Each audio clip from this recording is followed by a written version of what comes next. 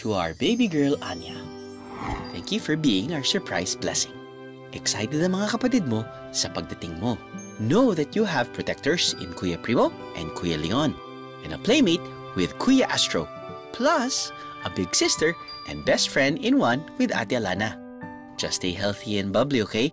At kapag lumaki-laki ka na, we'll show you the world. Promise. Actually, bago ka pa lumabas, nakapag-ocular na ako. Ng mga pasyalang may tamang timpla ng adventure.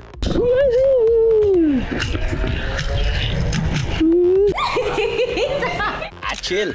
Para sa anumang trip ng mga chikiting. Nag-enjoy ko ba, Kenny? Tara, mamasyal na kayo, Kenny, Pampanga. May tumira na dito, Mga pagkain good for family sharing. Lalantakan, maski ng kasamang pihikan. Manyaman yung pamangan Kenny Pampanga na. Manyaman kami magluto. At syempre, yung approved sa bulsa naming mga magulang na hindi hassle puntahan. Ma, Tang, Kuya, Ache, at Bunso, para kay kayo ini. Basta Pampanga, pampamilya.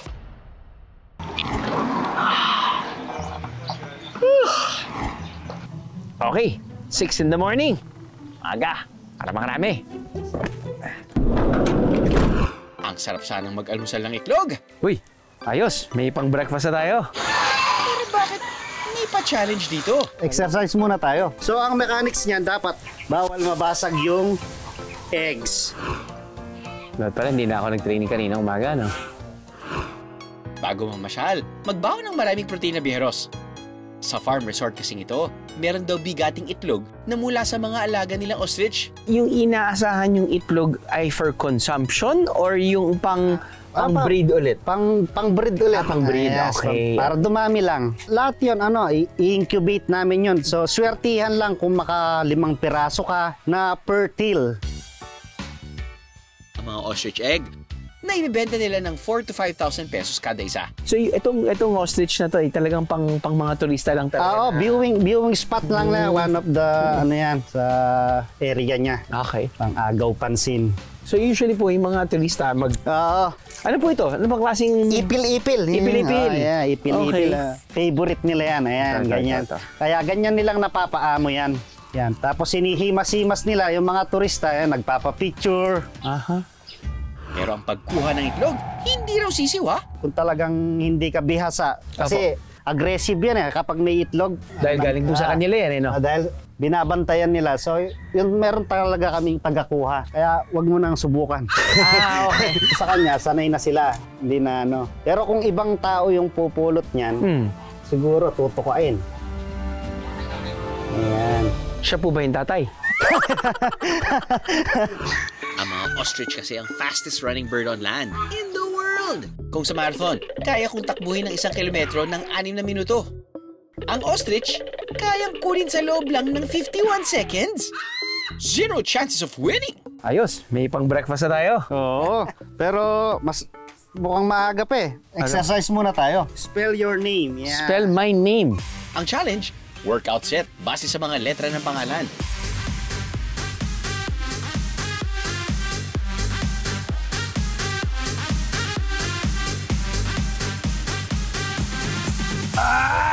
Ayun, so idol, natapos mo na rin.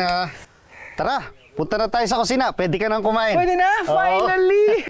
4 na oras kailangan ilaga ang ostrich egg dahil sa kapal ng shell nito. So paano po ba nating babasagin yung ano? Ano lang, parang ano ka lang ng crab din. Yan, para... Ganun lang. Yan, Paniwakan. yan para Okay. mas safe. Yan.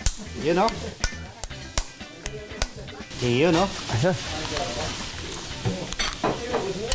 Ilan bang mga itlog ng manok sa isang ganyan, ostrich sa mga 25 pieces yung katumbas niyan. Yan. Wow! Nakakailang ganito kada araw. Ay, bihira lang yan. Bihira. Kumbaga sa tuwing nagpapasko lang, doon ka makakatikim ng ganyan. Ayun, no? Ayan. Ayan. Itlog na dede. Ayan. So, tikiman time na. So, So, anong lasa? Lasang itlog din. Pinalaki lang. Pinalaki lang. Ganun din talaga. Bigat oh. Oo. Grabe, ilang kilo din to? Nasa ano yan, 1.2 kilograms. Ow. Yeah. Solid. High protein. Yeah. Breakfast. Ayos. Ang 20-hectare farm resort na ito, pag-aari ng TikTok personality na si Romeo Katakutan o Idol kung tawagin ng kanyang followers. Mula sa pagiging tsuper ng jeep, humarurot sa iba't ibang propesyon hanggang sa marating ang kinalalagyan niya ngayon. Ayan, taga saan po kayo? Mexico. Bilang pasasalamat daw ni Idol sa mga natanggap na blessing, binuksan niya ang farm resort sa publiko. Libre rito, biyheros. Makipagkulitan sa mga alagang hayop, mamitas ng iba't ibang gulay na libre mong maiuwi. At bago umalis, maglulutuan ka pa raw nila ng libreng agahan.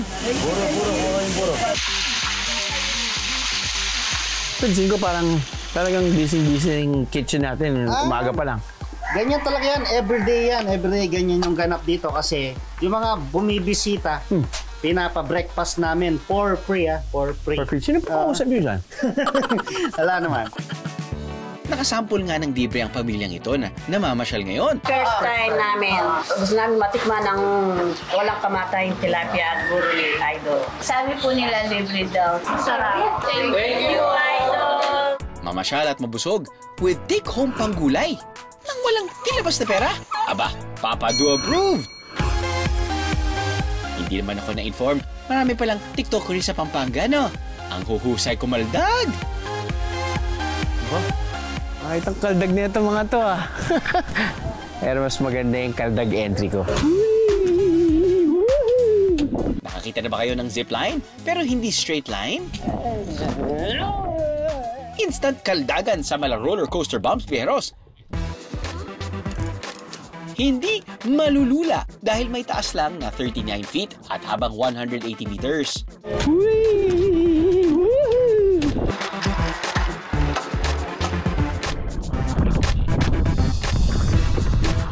Kayang tapusin sa loob lang ng 40 seconds.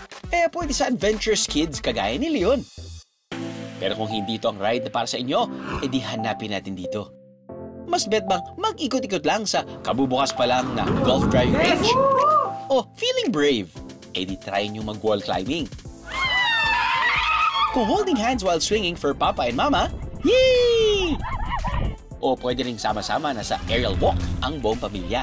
Kayo na ang bahala, guys. Kanina pa tayo dinuduyan si Ere. Dito naman tayo sa tubig magpahele. Sakay ng floating cottage habang ini-enjoy ang view at mga pagkain. Ang mga ito, ilalatag sa'yo ala Boodle Fight. Ang hirap pumili ng uunahin. Ang buti pa, idaan natin sa Guess the Food game kasama ang BND team. Pards. Galing sa tubig. Naglalabas ng tenta. Diyan ka ba ba? Ako pa yung hula? Ikaw hula. Naglalabas ng tinta. Tinta? Ballpen? Baliktad ng opposite. Opposite? Oh, yun na. Opposite yan. Opposite, May tama. tinta eh. Tama. Galing. Tanim. Tanim. Sa bakuran, pwede. Malunggay. Bunga ito, bunga. Bunga. Bunga ng malunggay. Malambot, matamis. Saging. Yan. Sa Boodle Fight experience na ito, pwedeng isama pati mga kamag-anak nyo. May package sila sa kada grupo na may 12 katao for 8,000 pesos. Pero ang 2 oras na lake tour sakay ng kanilang floating cottage, libre na sa package. Pasok sa budget. Wow! Sarap naman talaga dito. Ang ganda-ganda ng view! Gusto kong kumain sa balsa. Pwede kang gumalaw. Teka lang. May idea ako. Body of water. OMG. Baka pwede kang tawagin si Dakila. Ano nga ba tinatawag si Dakila! Dakila! Dakila! Dakila! Dakila! Dakila? Pangay ba ang Dakila? Gutom ka, no? Alam ko na. Gusto mong kainin sila? Hindi? Ay, hindi. Anong gusto mong kainin, bro? Yung Boodle Fight? Sige na. Sa'yo na yan, bro. Si Sila raw ang first and only floating cottage resto sa Makabebe. Pero alam nyo bang wala naman daw talagang lawa rito noon? Dati po actually yung likod po namin is rice fields lang po. Tapos yung pumutok po yung pinatubo, naging catch basin po siya. So then eventually it became a lake po. Mula sa lawang ito na may lalim na 7 feet, naisipan nilang simulan ng negosyo. Pero wala raw dapat ikatakot sa lawa dahil Very safe po, wala pong mga buhay or ano. Meron lang po mga tumatalon mga tilapia.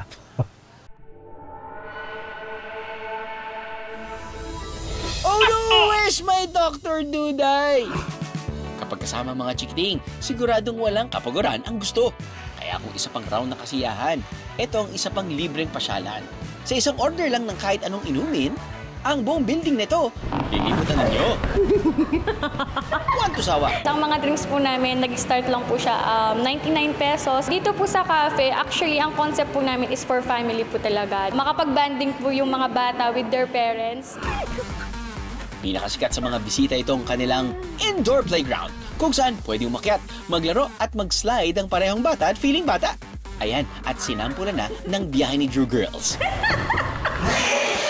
Pagkatapos dyan, tumambling naman ang aming team sa isa pang atraksyon, ang trampoline. Feel umaura, libreng magmaganda sa kamera dito sa mga interactive photo booth nila. Para hindi mainip ang mga bantay, shopping muna sa kanilang merchandise store. Pero ang pinakamasayang bonding ng pamilya ang mag-food trip sa cafe nila. One of their best sellers, ang donuts for as low as 39 pesos. Pasok to sa sweet tooth ni Astro, huh? Pwede pang panoorin ang paggawa ng bread sa donut machine. Ang menu nila, pinaghalong Korean at Western food na may Pinoy twist pa rin like this kamote pizza. Kaya kilala ng ating panlasa. Birthday nung anak ko, tapos nakita namin to na maganda yung place niya. Tapos po may mga iba't ibang character. So yun po, nainganyo po kami pumunta dito. Siguradong gutom ang kasunod sa maghapong laro.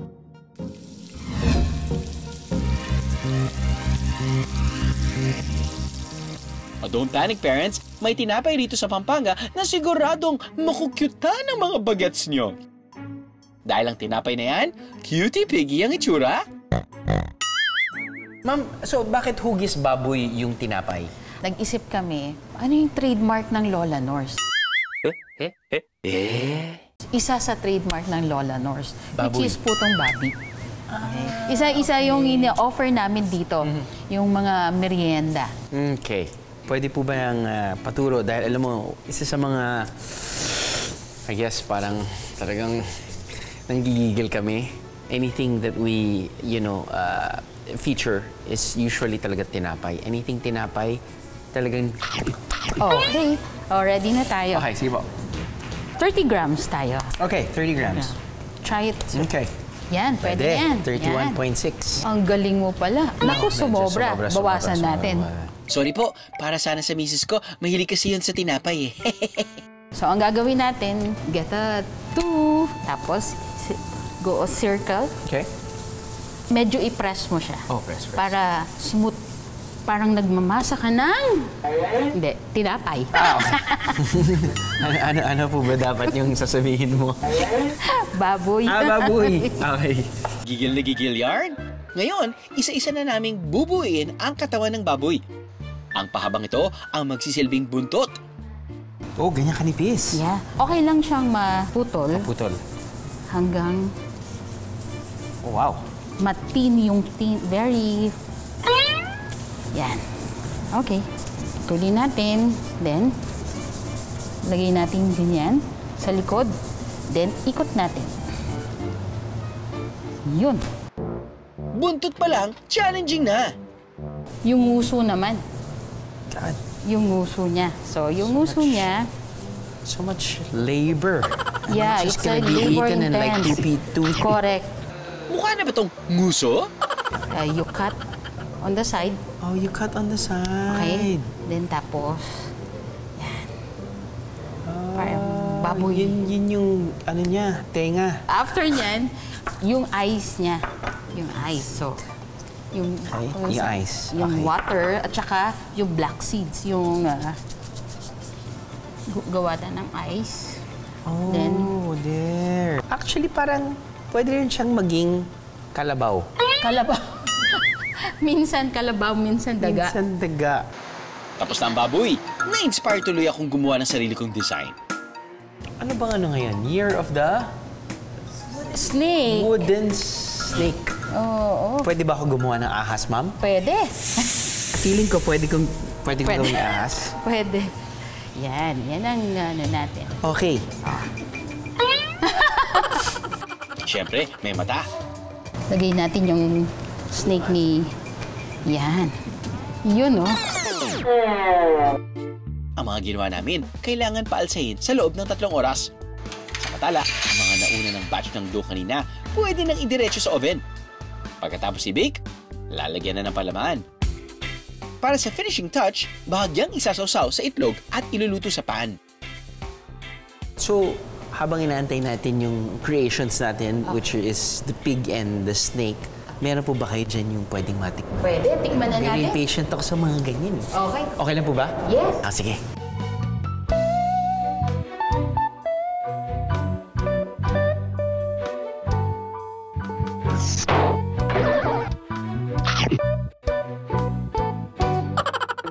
Yung pindot test eh.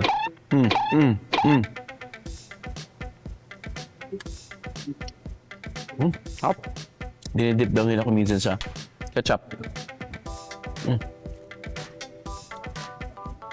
Okay. Pwede. Meron syrup to, pambaon. Initin mo na sa microwave ng 10 seconds. Lambot niyan. Lasa ko.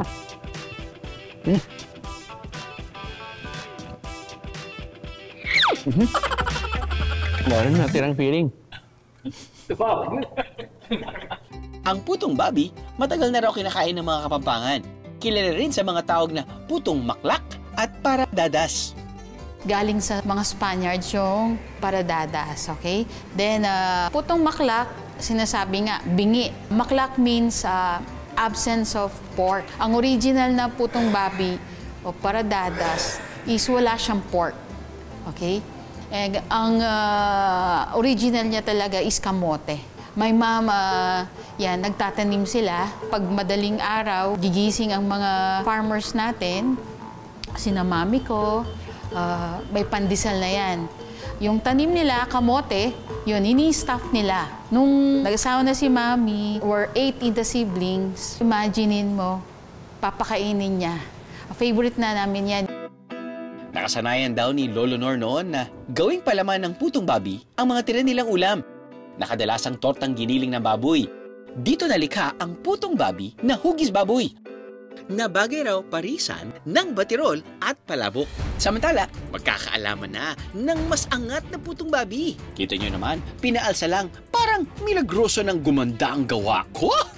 Magic! Ito na yung ginawa namin ni Chef.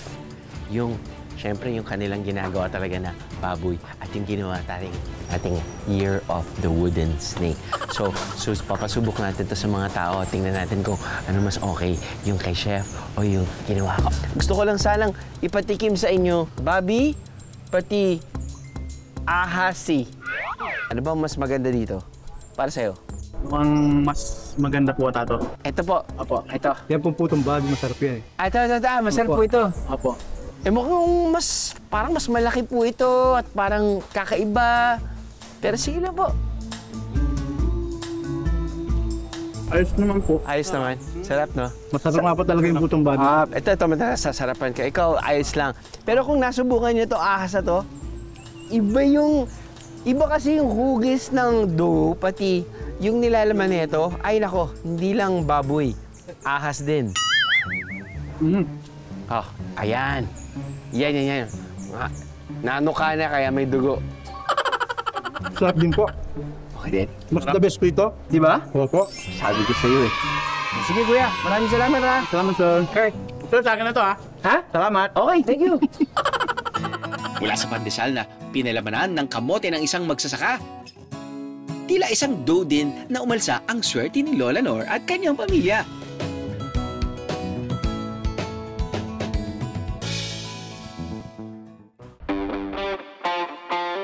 pampamilya pa rin ang gagawin natin dito sa Pampanga, Biyeros.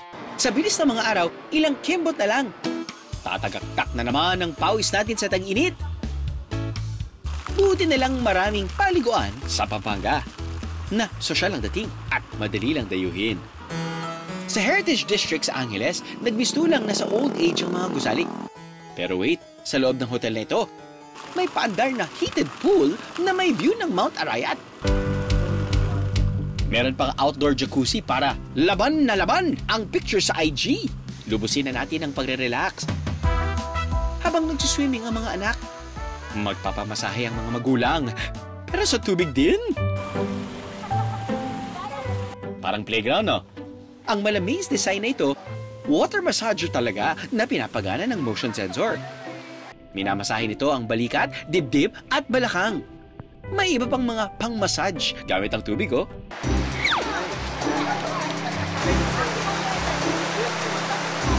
Pero ang pinaka-highlight daw dito, ang rain shower!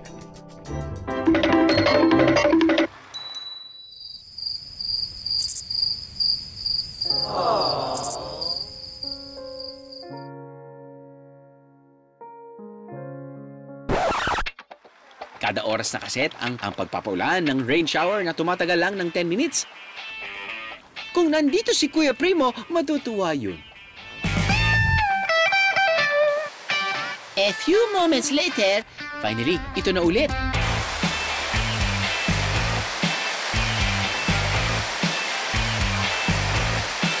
Ang kinaganda dito sa mga lugar na to, hindi lang mga adults yung mag-enjoy, pati yung buong pamilya.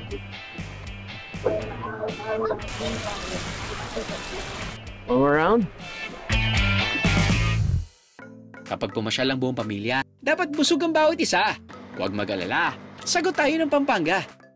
Mahuhulaan niyo ba kung anong pagkain ito? Gutom na. Alam mo ba yung madaan natin kanina? Order niyo po. Ate, saan kang galing? Order niyo po. Ate, sino umorder ng pansit? Kayo po. Hindi po pansit yan. Pizza po yan. Pizza nga order namin eh. Opo. Pansit. Bakit po nakalagay sa bilao?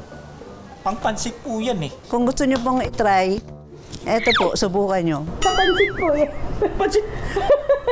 Oops! Tingnan mabuti, Biyeros. Itong malapansit na nakalagay sa bilao, pizza raw? What? Kapag tinanggal na ang pickle relish, sibuyas, longganisa na lungganisa sa Kapampangan, itlog na maalat, keso at tomato sauce, mapapatunayang pizza nga talaga. Ginawa niya ito noong 1979 pa. So up to now, it's one of our more popular flavors, Philippinized pizza. So ang ginawa namin dati, sinaserve namin sa bilao. Pero dahil daw sa pagtaas ng mga bilihin, ginawa na nila itong pizza box para hindi matigil ang negosyo na mahigit 100 taon nang nakatayo sa Pampanga. Hindi siya bahay. It's actually a kamalig. Galing sa Spanish word na kamarin, kung saan nilalagay yung mga palay. Mga Pilipino talaga, nagkahiyaan pa sa isa. Pizza po, di ba? Nasa Pampanga pa rin tayo mga Biyeros. Kung kanina, pizza na malapansit. Ito kaya, mahulaan nyo ba kung legit na pizza?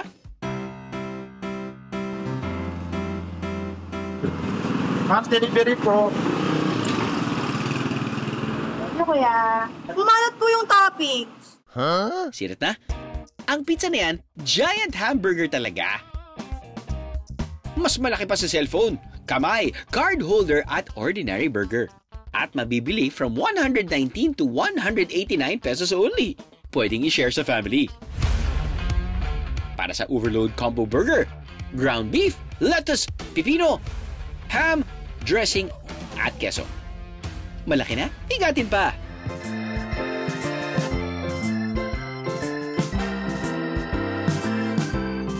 Hinihiwa ito na parang sa pizza. At pwedeng palagyan ng sides for 59 pesos. Sulit, di ba?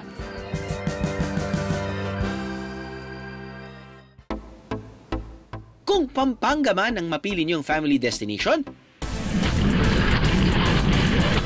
ang higit na magpapa-espesyal sa mga lugar na pupuntahan at mga pagkaing titikman, ay ay ang pagkakataong makasama ang pamilya habang bumubuo ng masasayang alaala.